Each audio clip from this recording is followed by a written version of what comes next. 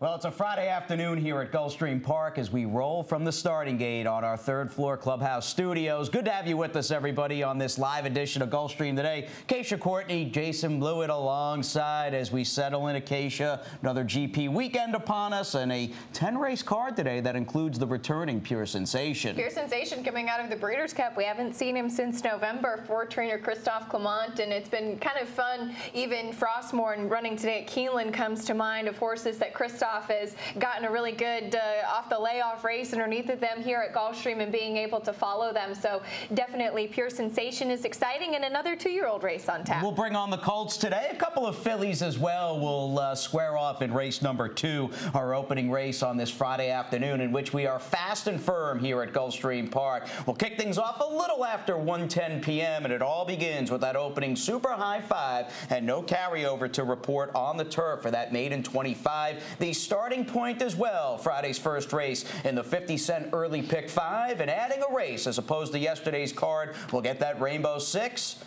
underway in race 5. And look at how it's just continued to grow, and just under very slightly under 230,000 in that carryover. So pretty fun being able to follow that Rainbow 6. We do have also the 50-cent late pick 5 as always, and that starts in race number 6 today. All right, we had 3 winning favorites in yesterday's Rainbow 6 sequence. I would think the star of the show. We picked up about 45,000 in the carryover pot, but the star of the show yesterday, I think, undoubtedly was Mr. Joshua, who made it 4 for 4 for trainer Gilberto Zerpa. Picked up a 92 buyer for that win. He has just been so incredible in how he has continued to run better each time he races, and that's, I think, a sign of a horse that's really moving in the right direction. Obviously, he had some questions early on with some layoffs, and his first race for Zerpa was at 12.5, so he's done a fantastic job with him, and excited to see where he ends up next. Might be a Smile Sprint horse down the line. I gotta think when the dust settled yesterday, that's a race that, again, moving on to the end of June here at Gulfstream Park, might just be on their radar now. But again, more on Gilberto Zerpa and, of course, Mr. Joshua as the weeks progress here during the spring meet at Gulfstream Park. We're off and running on the Friday afternoon program. Opening pick 5. What are you doing? All right, we'll show you my ticket as we kick things off here, hopefully in style. And in the first race, to me, class droppers looked the strongest. Love and Lemons and the current favorite, Our Little Secret, who is trying the turf for the first time. So we'll see what we get from her, but obviously both of them dropping in class. To me, it's the 2-year-old Colts that do take center stage. Jason mentioned there are a couple of fillies in there, but I did prefer the Colts. Of course, all first-time starters in that race, and always fun to watch those 2-year-old races this time of year. In the third race, I'm going with 3 horses. There could potentially be a very quick pace in this race, and speed on the turf has generally been what you want to have, but I do wonder about very colorful, perhaps sitting a good trip in here. And as we move on to race number 4, I'm just using 2 horses. I thought a key scratch. I did really like Copan after the scratch, but I'm using 2 horses in there. And number 5, very intrigued by Hot Hippie. I know a horse that Jason and I are both a fan of, and I'll also back myself up with the Todd Pletcher runner, Flirty. Flirty, who's actually got her full sister, older sister at that, in Mo Madness running in today's first race. Yeah. So it is kind of neat to see. Not half, but full sisters running on today's card and bookending this early pick 5, which is pretty sweet. Yeah, Mo Madness figures to be a pretty good price, 18-1 with about an hour out or so to the Friday first race. That does include trainer Ralph Zadie, who's got a couple of very live-looking turf sprinters on the card. A bit later on, it'll be our happy ending, who wasn't such a happy ending as Ron Nicoletti's long shot a few weeks ago in a very tough loss, a loss that we'll look at because she ran almost too good to lose. And the Zadie barn very much in the mix with Our Little Secret here in race number 1, who won't be a secret at all. She'll likely be in the neighborhood of even money, and it might just be a simple case of her dropping down, getting on the turf, and saying bye-bye early on. She's been running against State Bred Special Weight Company in her last 2 races, and she debuted in Claiming Company for the maiden 50. She was beaten only a neck that day, and she's got a lot of speed. Now, as far as trying trying the turf on the bottom side. The dam was 0 for 2 on the grass, and the sibling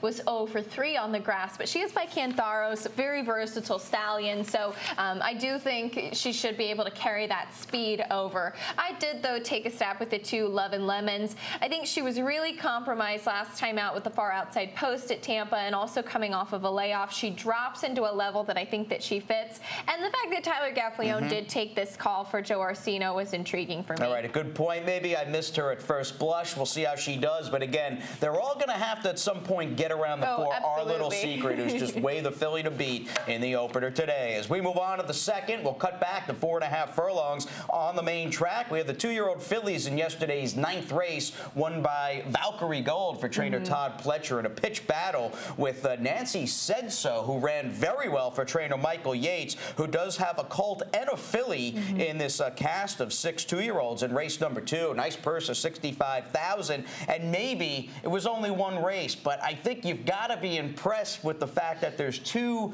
horses in here, 1 colt, 1 filly by Cajun Breeze, given how well Nancy Said So ran in yesterday's 9th. Oh, absolutely, and Nancy Said So really stood out to me in the flesh. She looked really well prepared and was on her toes yesterday, so I'm curious what we're going to see from these 2 2-year-olds. And it's kind of funny because Mike Yates did train Cajun Breeze. He was a very good turf sprinter, and obviously pretty precocious. So clearly this is a stallion that he has high hopes for, keeping it all in the family, and obviously you get to see some of those quirks or potential pluses carried in through the family. So kind of fun there. I was most intrigued by Cajun Firecracker, as were you, who's actually half the stakes place Bowtown Cat, who we do know pretty well here at Gulfstream. Who's a hard hitter and a real solid, consistent, working type horse who has had a good career with multiple wins on the turf. I get a sense, though, that first of all, nice looking field, and obviously it's just always exciting with the anticipation of having an early season 2-year-old race. That being said,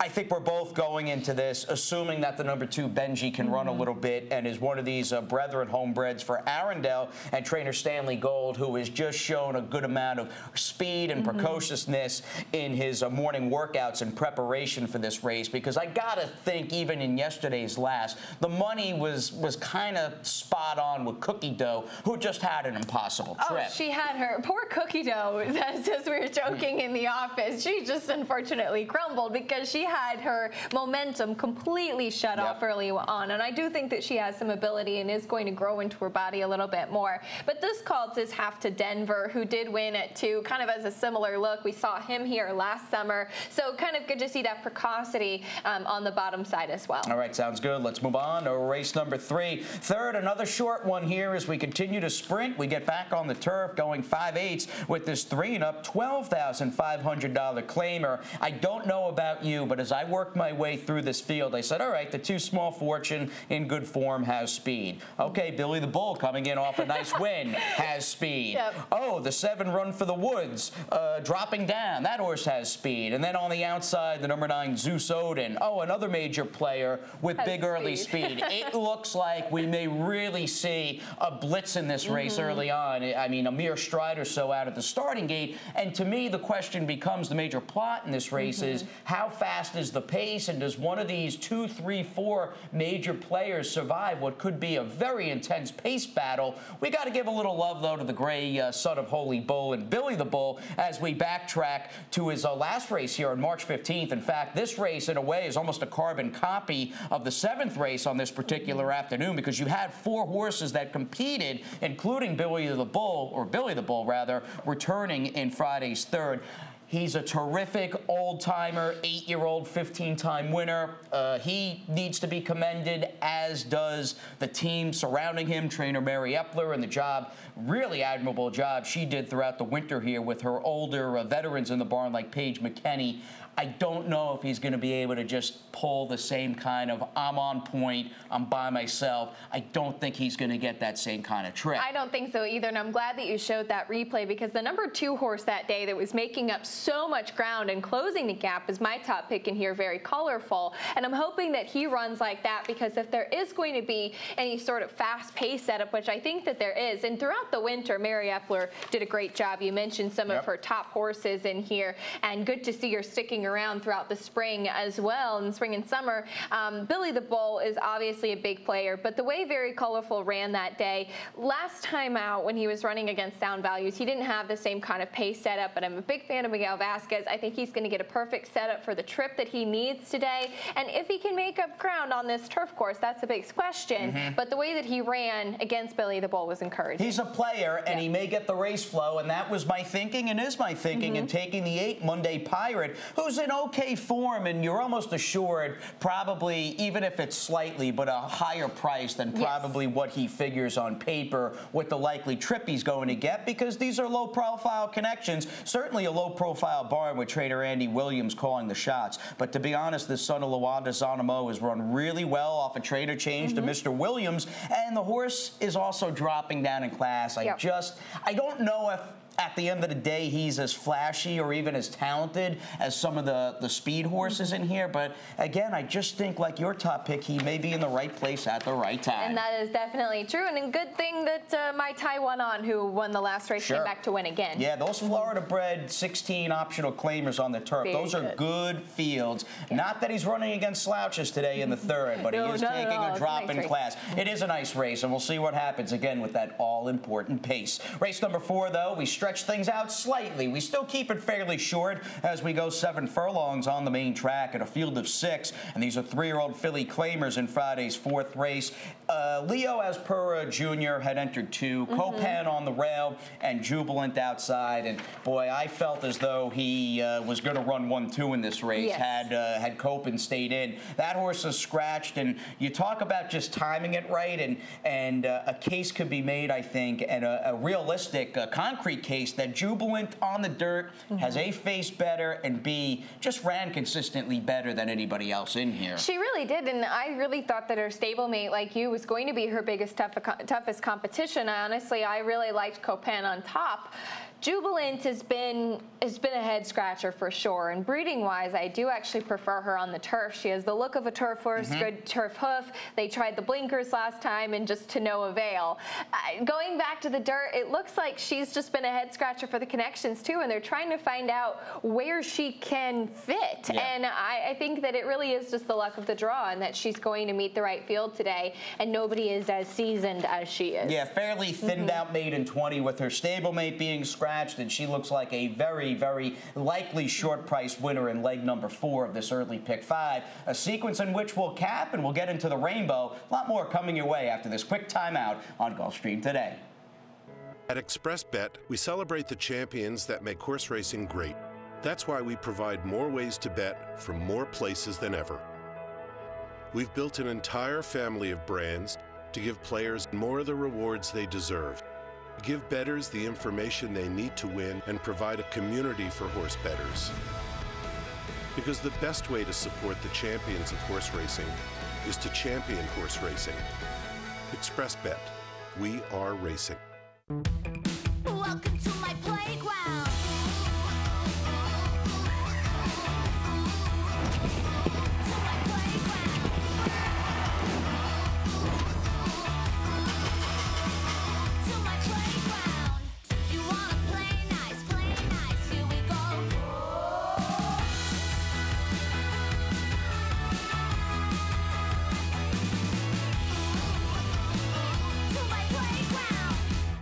A lot going on here at gorgeous Gulfstream Park, and the weather has just been delightful. We had some rain and some mugginess over the dark days, but the rain we had on Tuesday cleared things out, brought the temperatures down on Wednesday, and it's been smooth sailing since then. A fast and firm Friday afternoon, just 22 days out from the Kentucky Derby. It is pretty exciting. I know Todd Pletcher had a couple of workers this morning, and obviously we've gotten to know quite a few of them starting down here at Gulfstream, Magnum Moon, and Audible. Certainly Audible, the Florida Derby winner, so it'll be fun to keep an eye on the Pletcher arsenal in particular. Right, Magnum Moon will again try to punch an unbeaten ticket to the Kentucky Derby tomorrow afternoon out at Hot Springs in Arkansas, in Oakland Park's Arkansas Derby. And as far as Audible goes, it sounds like from what Mike Welsh was telling us, both he and Noble Indy breezed this morning at Palm Beach Downs, and both worked in fine fashion as Todd aims for that 3rd Kentucky Derby victory, joining perhaps Always Dreaming and Super Super Saver in 2010. All right. If you need any trivia, you know who to ask. I almost blanked on Super Saver. I will not blank, nor will I forget that race number 5, after all, is the opening leg of this big rainbow. Right. Indeed it is. And Todd Pletcher does have a horse in the mix in the 8 Flirty, who I'm assuming maybe you used even defensively here. I did. I definitely did, and we'll show you my ticket. I did here in race number 5 use Hot Hippie and Flirty, the same 2 horses that I used in my early pick 5. We do have a little bit of overlap there. Race number 6, a really nice race. I used 3 horses. I'm taking a stab with the 4 Fast Fact, who has been in good form, but using 3 in there, tough race, and you could probably even use maybe one more if you have a strong opinion. In the 7th race, I thought about singling Our Happy Ending. She's my best bet today. I really think that she's going to improve second off the bench. As you said, very tough beat last time out. Sorry, Ronnie. I know, it was a tough beat for Ron, but I did back myself up with a Jason Service first-time starter, and Chris is ready. We'll see if that horse is ready a first time out. In the 8th race, that is going to see me using African Chief and Sal's Jet, who look like the logical 2. 9th race, again, if you have a strong opinion, potentially you could single Pure Sensation, who we last saw in the Breeders' Cup Turf Sprint. He is the world record holder. For looking back, oh no, I'm thinking of another Generazio horse. That's Disco Partner. Pure Sensation also won the Jaipur, multiple graded stakes winner, of course. Horse. I backed myself up with Captain Gogan. Who's the other Generazio? The other Generazio one. Right? So it looks like the Generazios are well represented. They breed a good racehorse, don't they? They really do. And what a surprise, both of these horses are gray. And we wrap things up in a maiden 50. I'm using 4 horses. Pretty key scratch, I thought of Appreciate, speaking of Christophe Clement, but using 4 horses. Key scratches as well, to be fair. 3 defections altogether in this opening leg of Friday's Rainbow in the 5th race, which, by the way, is a 1 mile 3 and up filly mare, 16K maiden claimer. 2 of the 3 scratches in the 7 Memorabilia, and Armando's horse on the outside, the 10 Untruthful Sonnet. They seem like pretty big scratches because they are pretty big scratches. Now, all that said, there's just a lot to like because the 8 Flirty has been such a money burner. She's run okay, and sooner or later they leave her down here. She's going to break her maiden, and she's going to beat and win probably a lower level maiden claiming race, but I don't know if that happens. In fact, my gut says it doesn't happen today due to Danny Gargan's drop-down trainer change. There's just a lot of good things, optimistically good things going on with the number 3 Hot Hippie. Oh, there certainly are, and besides having a fun name, we'll show you a trainer stat on Danny Gargan in the past 5 years, and I thought that this was really an intriguing stat. This is first after the trainer switch, going from maiden special weight to maiden claiming, 5 for 9 winning, and 9 for 10 in the money, which is just incredible. Good ROI. I think that this is a horse that might take some more money. You might not get close to $6 return on investment, because he also does, or she does, excuse me, come out of a key race. She faced Cipriana and Cilantro. Cipriana did run poorly in her next start, but Cilantro impressive to win and break her maiden at Tampa, as well as 2 others. And I think, and we've seen 1 or 2 of these Miller Racing-owned horses transfer over to Danny Gargan. Although it was a different scenario and a much more seasoned horse at a higher race, to say the least, I was thinking of Inside Out, who ran so well and lost a tough one first time off. Same Wolfson to Danny Gargan trainer change. I'm with you. Hot Hippie to score in race number 5 today over the Pletcher train. Flirty, who once again has her full sister running, Mo Madness, in today's first. It's very cool. Race number 6, though, begins the halfway point of the card today on this April 13th. We hit the turf. We go a 2-turn mile, $25,000 to $20,000 claiming tags in this 6th race. And I love that. Before the show started, I said, "Do you like Robusto today?" We'll show you my pick 5 because Robusto's my best bet. The BBB, the Blewett best bet today. I like Robusto. I think he ran gigantic last time. Really ran well off the claim for Kevin Attard, and I liked hearing that. You really don't like him at all today. Just like the difference of opinion. Too deep for me to start things out in the late pick 5 in race number 6. You've got 2 fillies coming out of the finale here March 25th in Our Happy Ending and Heidi Ho. Both of them have chances at Our Happy Ending. Legit favorite there. Backed myself up, much like you did, though. I wanted to use the More Than Ready firster for Jason Service, and Chris is ready. Moving on to the 8th race, to me, that looks like a 2-horse affair to the cows come home between African Chief, and you've got the big wild card X factor, first-time Barboza with the number 6 Sal's Jet. I get not singling Pure Sensation. He's 7. I highly doubt he's fully cranked up for this return race today, but I did have to single him to try to keep the cost down. So he's the single in the Friday feature, and I'll wrap it up using a couple of runners in race number 10 this afternoon, including the 4 Flash Me Not off the claim for Mike Baker, along with the new claim for Jane Sabelli and Muchacho Uno. And you do have a George Weaver first in there. Kind of surprising and nice to see. George had a very quiet winter down here, but a very good trader who can pop at a price. I've long considered George to be one of the horse player's best friends, because he wins consistently and can give you a steady string of 5, 6 to 1 shots. But I digress. I'm not dying. I digress. Focus here. Just so excited about Robusto returning. And as we go back and take a look at his March 17th race, and first off the claim for trader Kevin Atarin, I do believe, and we've got him highlighted, this Bay Colt by Bernardini. I feel as though the effort he put forth this day behind a winning 2 to 5 shot and Fuel the Burn was good enough and is good enough to win this condition at Gulfstream at this time of the year. 8.5, 9 out of 10 times. For him, though, he had the misfortune of running against Danny Gargan, Erod Ortiz, and Fuel the Burn. But you get a sense at how well Robusto does chasing a 2 to 5 shot who pulled a perfect trip down to the finish line. And although he's going up in class, I think it's a very modest jump in terms of claiming price with who he was in against first time out off the claim for Kevin and who he is facing today. I'm going to take Robusto to come right back here and hopefully get the money. And it's funny because claiming off of Todd Pletcher, as we talked about yesterday, is not an easy feat, and it really was kind of Fuel the Burn who was much the best in that race, and then Robusto was there, and then it was everybody else, and it was a solid field that they were running against. There were no schlubs in there for sure. Even with the step up, I did think he was going to meet some horses that were going to be tough in here. Maryland Pride really, I thought, impressed at a comparable level with an outside post last time out. You've got 2 Mark Cassie runners who I think could be really intriguing. Snicker disappointed last time, but is second off the claim, or second off the layoff now, excuse me. And Flow Motion ran really well in his 1 start at Gulfstream. I remember him because I liked the name last year in 2017, and I do think that he has some ability and some speed if he's ready off the bench and shipping in from Woodbine. That said, I took a horse that's pretty tactical, has been solid, is going to be a pretty nice price for Sandra Slivka and Tyler Gaffleon picking up the mount on Fast Fact. And this is a horse that, even with riders like Erod Ortiz and Luis Saez up in his last 2 starts, he's still been a good price, and he's been right there. So I'm hoping that this might be the right spot for him. Bit of a scramble. Good race to start things out in the late pick 5. I mean, that's a very competitive 25 to 20 claimer, and our picks really, I think, highlight that and a difference of opinion with Fast Fact against Robusto in the 6. Let's move on to the 7. We might be a little bit more agreement in the 7. Yeah, no doubt. And we might have to have later on during the Prado maybe a straight up horse for horse bet, depending upon what price they are when we come on the air with about 10 minutes to post. But the 7th race, we're likely to see some serious agreement. In fact, you heard it here, folks. A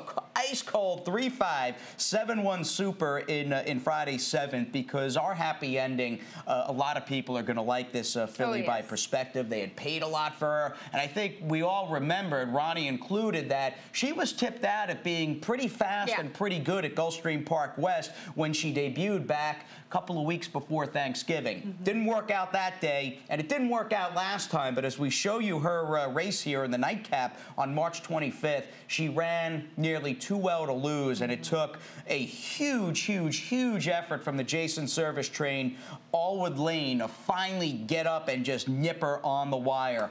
The cat's out of the bag, though. You take the good with the bad. I mean, clearly, Acacia, you're dealing with a filly who took to the grass like a duck to water, but there will not be any semblance of 15 to 1 like she was last time out. No, not even a little bit. And it was a great long shot pick by Ron and a very tough beat. But of all the horses to beat her, Aldwood Lane had the recency, had the service factor behind her for sure. And not to belabor the point with a horse that is going to be a short price, but here's a stat just to back up everything everything that we've been talking about with Ralph Zadie, second off the layup. And we always talk about his turf sprinters at Gulfstream. So here's just turf sprinters at Gulfstream. He's 26%, 44% of the time in the money, and a positive ROI. So I did think that, again, this is the horse to beat. And speaking of Jason Service, she does have to deal with another one of his runners, and Chris is ready. Yeah, Chris is ready, who's the more than ready filly. Obviously, you have one of the most prolific stallions for turf racing. I mean, more than ready, terrific racehorse. He's had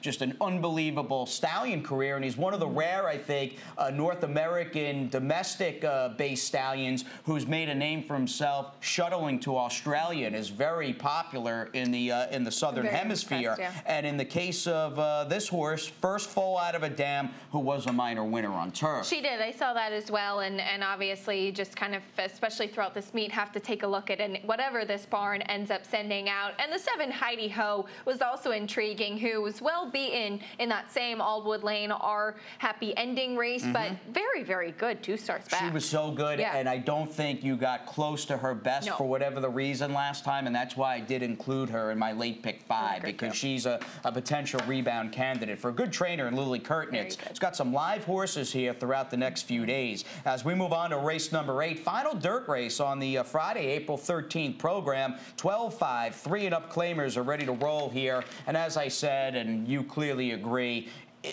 at least as far as coming on and talking about this race, I think it's a little tough to get cute and maybe a little creative with some of the bigger priced horses. So in effect, you're left with the 4 African Chief, who's kind of like the proven goods, or the kind of wild card X factor, as I was saying, the number 6 Sal's Jet, who you're hoping will take a step forward first time for Barboza. And that could definitely be freshened up since the end of February, so we haven't seen him in a little while, and it's been a long time since this horse has seen the winner's circle, that's for sure, but he's been pretty solid in some races at some good prices. You won't get as big a price today, but speaking of at a big price, African Chief I thought ran very well in what proved to be a key race with 2 next out winners. So that was kind of the recency side that made me go towards him. Definitely. Let's move on to the 9th. We've got a couple of minutes, which is good because this is a good Friday feature. It is. Some serious turf sprinting firepower in the mix as we talk about this crew and this high-priced allowance optional claimer at 5/8 on the turf and all grass late double today. And a nice surprise I just wasn't expecting as the championship season gets further and further in the rearview mirror. It's always nice to just all of a sudden go, oh, wow, major $1.2 million turf sprinter running today at Gulfstream Park in the form of Pure Sensation, who has formed, I mean, one half of an unbelievable turf sprinting powerhouse tag team for the Generazios and trainer Christophe Comant. In fact, both Pure Sensation and Disco Partner have traded decisions in the last 2 runnings of the Jaipur, which might be New York's richest turf sprint. Certainly a big purse run on Belmont Day. And in fact, let's get you back to that Belmont Stakes Day undercard in 2016 when Pure Sensation arguably scored the richest victory of his career, winning this race and beating, in fact, 12 horses when he got a great ride, stealing this early on, broke on top, and just never looked back beneath Jose Ortiz. He's a very impressive horse, and we mentioned this earlier, the Generazio homebreds that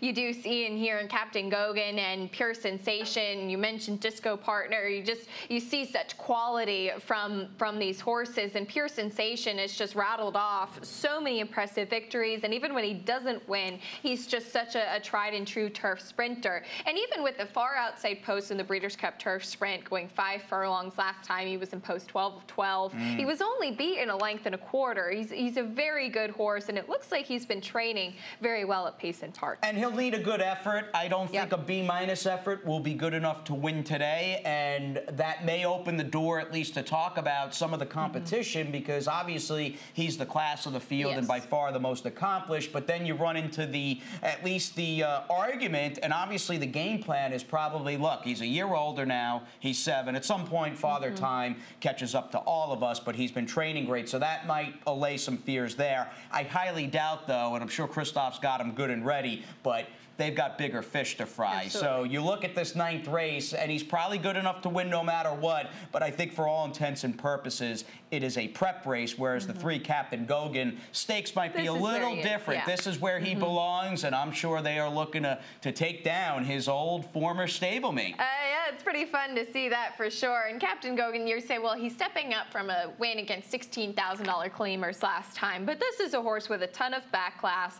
You look back to March of 2017 before that big layoff and coming back for his 2018. That was his first race since October as well last time. So Jason Service putting him in a spot where he can get a win under his belt, start the 2018 season off right. He is 8 now. He got a 90 Beyer speed figure for that performance anyway.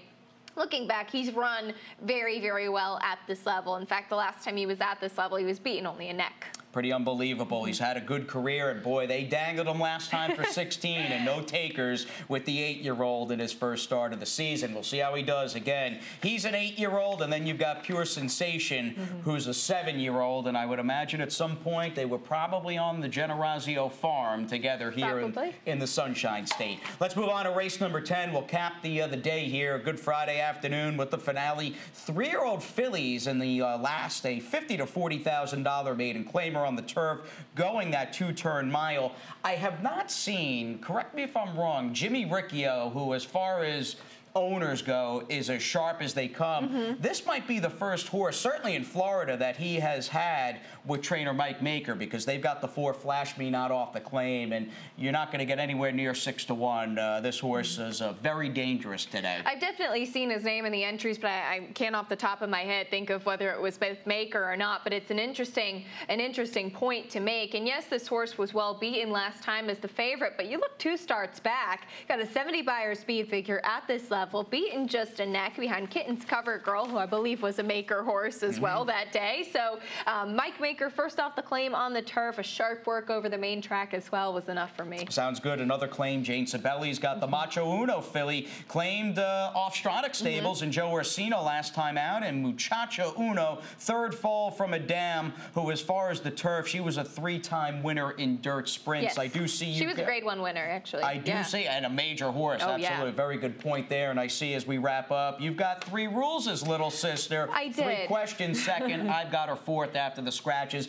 Does seem like she's found herself, though, right? It took her a while. And I think that they're still working on her. She is kind of a more keyed up, energetic filly, so they've experimented with the blinkers, and yes, she's stepping up, but if she's able to sit behind some of the pacing here, maybe she could pick up a piece. All right, sounds good. As we look to join Ron Nicoletti, the one and only today, first of 10 coming your way, a little after 1:10 p.m., and we will clear the deck here. The one and only Pete Aiello's coming up next with those Friday scratches and changes.